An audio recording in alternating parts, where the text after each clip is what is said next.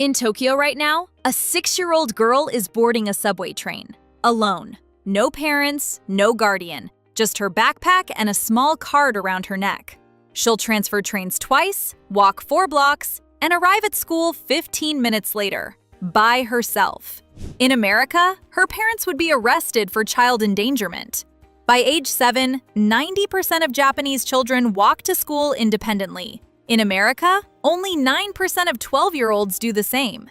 Japanese 6-year-olds have more freedom than American 12-year-olds.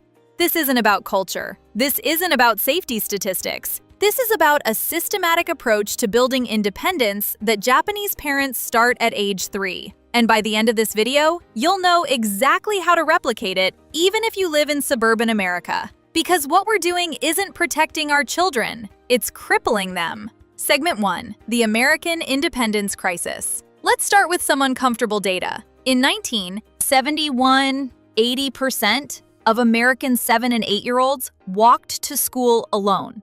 Today, that number is 13%. The average age an American child is first allowed to play outside unsupervised is 10 years old. In the 1970s, it was 5. American teenagers today have less independence than 8-year-olds had 50 years ago. And here's what should terrify you.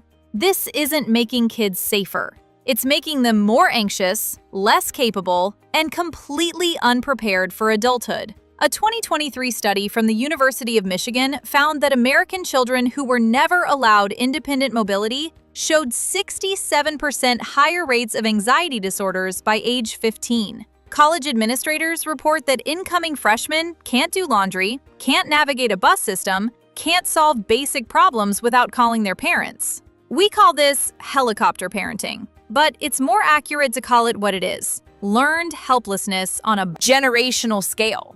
Now contrast that with Japan. Japanese children at age 6 can navigate complex subway systems, cross busy intersections, buy groceries, and handle emergencies. Not because they're smarter or because Japanese streets are magically safer, but because they've been systematically trained for independence since they were toddlers. There's even a television show in Japan called Hajimete no Otsukai, which translates to My First Errand. It's been running since 1991. The premise? Film young children, some as young as 2 years old, running their first solo errand. Buying groceries, delivering items to neighbors, crossing streets. 30 years on television, millions of viewers, 0 children harmed. When Americans watch this show, they're horrified. When Japanese watch it, they're nostalgic. So what's the difference? Segment 2. The stranger danger myth. Before we get to what Japanese parents do right, we need to understand what American parents get catastrophically wrong: the stranger danger panic. In 1984, the faces of missing children started appearing on milk cartons across America. The media called it an epidemic. Experts said stranger abduction was the greatest threat to children. It was a lie. According to the Department of Justice, the actual number of stereotypical kidnappings by strangers in America is approximately 100 per year. Out of 74 million children, you have a higher chance of being struck by lightning than your child has of being abducted by a stranger. 90% of abductions involve a family member or known acquaintance, situations where a parent being present wouldn't prevent the crime anyway. And yet, we've restructured our entire parenting philosophy around a threat that barely exists. Meanwhile, the real threats to children, obesity, anxiety, depression, lack of basic life skills, have skyrocketed because we've locked kids indoors, driven them everywhere, and eliminated every opportunity for independent problem solving. Japan has 1/3 the crime rate of the United States. But even when you adjust for that, Japanese parents in high-crime areas still give their children significantly more independence than American parents in the safest suburbs. Because they understand something we've forgotten. The goal of parenting isn't to eliminate every possible risk. It's to teach children how to assess and manage risk themselves. which brings us to how they actually do it. Segment 3. The Japanese Independence System.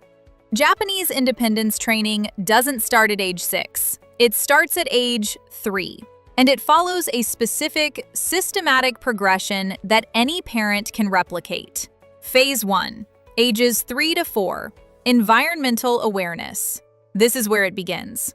Japanese parents teach situational awareness through structured observation. They walk the same route to the grocery store or park repeatedly, but they don't just walk, they narrate. See, that blue mailbox? That's our landmark. If you ever get lost, look for the blue mailbox. This is a pedestrian crossing. We always stop here, look left, then right, then left again. That woman in the green apron works at the vegetable stand. She knows our family. If you need help, you can ask her. They're building a mental map, teaching the child to identify safe adults, shopkeepers, postal workers, elderly neighbors, creating what Japanese culture calls community eyes, the network of trusted adults who collectively watch over neighborhood children. American parents do the opposite. We teach children that all strangers are dangerous. Japanese parents teach children how to identify safe strangers. Phase 2. Ages 4 to 5. Supervised solo tasks. By age 4, Japanese children begin doing small tasks independently, but within sight of the parent. Walk to the end of the aisle in the grocery store and bring back a carton of milk. Parent watches from 20 feet away. Take the trash to the bin outside the apartment.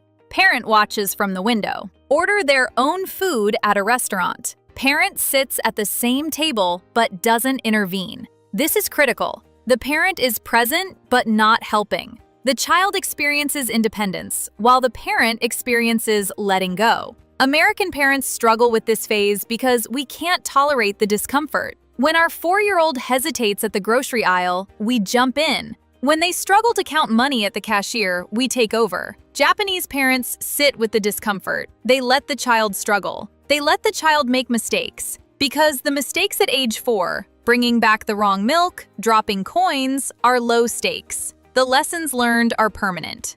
Phase 3. Ages 5 to 6. The first solo errand. This is the Hajimete no Otsukai moment, the child's first completely independent task. In Japan, this typically means walking 2 to 3 blocks to a local shop to buy a specific item. The parent gives clear instructions, practices the route multiple times together, and then sends the child alone.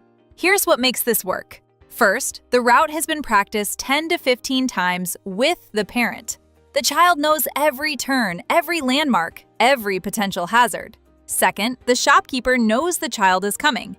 Japanese neighborhood culture means the parent has informed the store owner, "My daughter will come buy bread this Saturday. She's doing her first errand." Third, the task has a clear objective and time limit.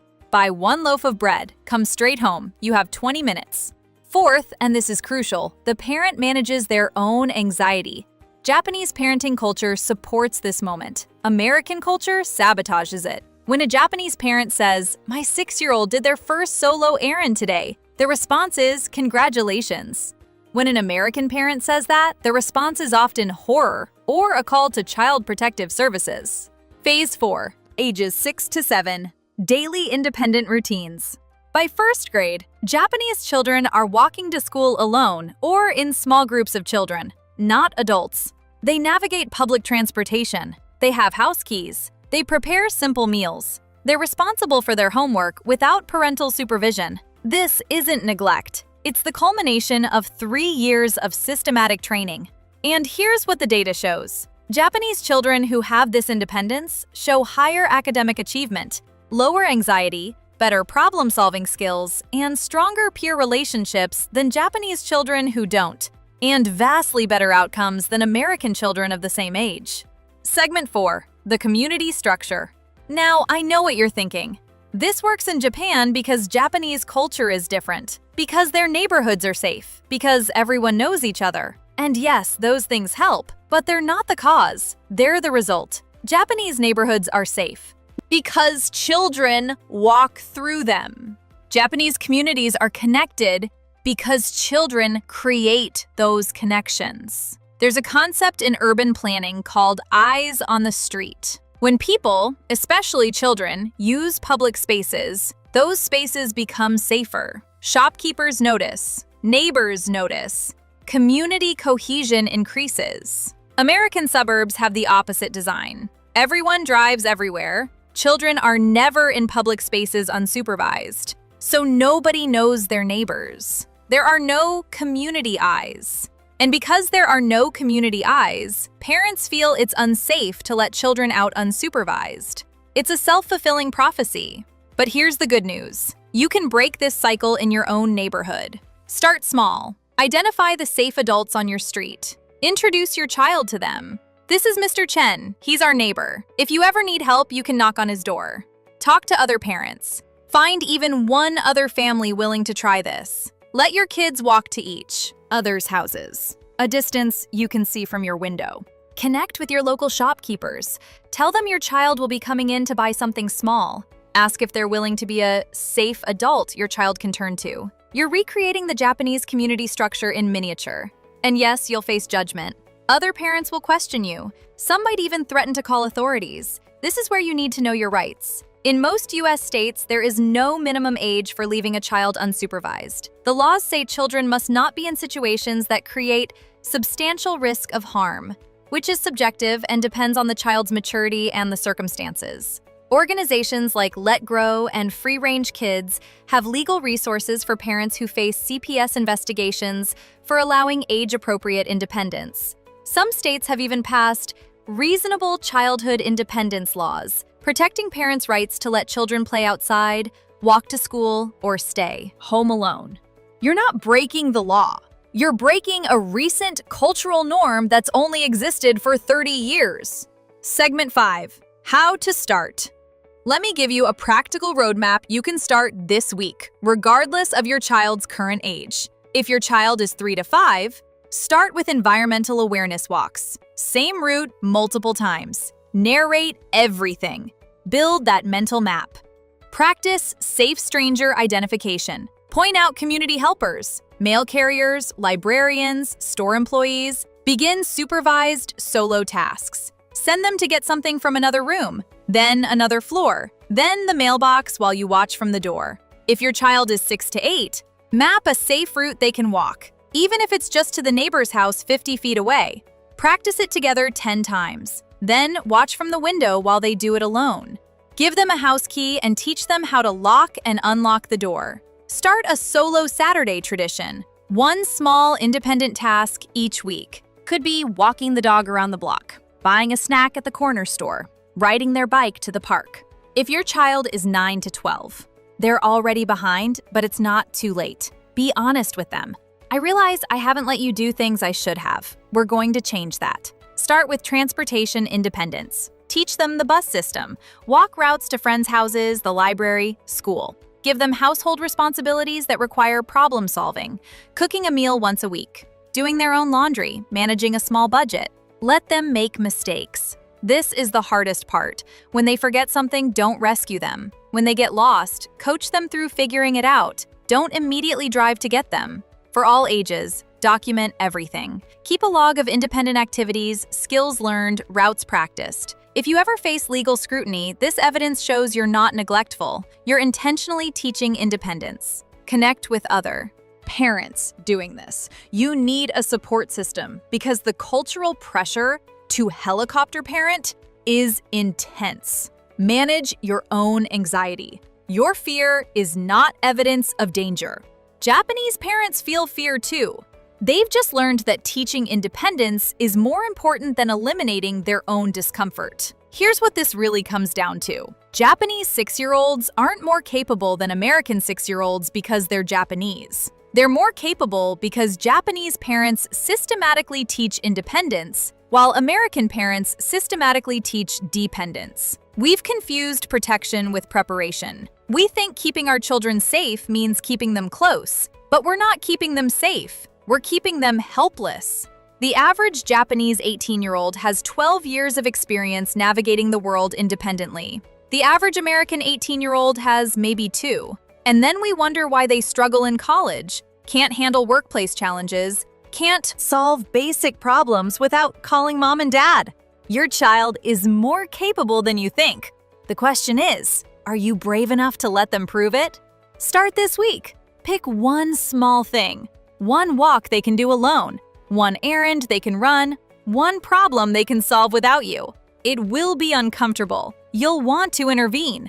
Don't, because on the other side of that discomfort is a child who believes in themselves, who can handle challenges, who doesn't need you for every little thing. That's not neglect. That's not dangerous. That's the entire point of parenting. Raising a child who doesn't need you anymore. Japanese parents figured this out. It's time we did too. If this video changed how you think about parenting, subscribe for more methods from around the world that actually work. Next week, we're covering why German schools banned homework and test scores doubled. Your kids are more capable than you think. It's time to let them show you.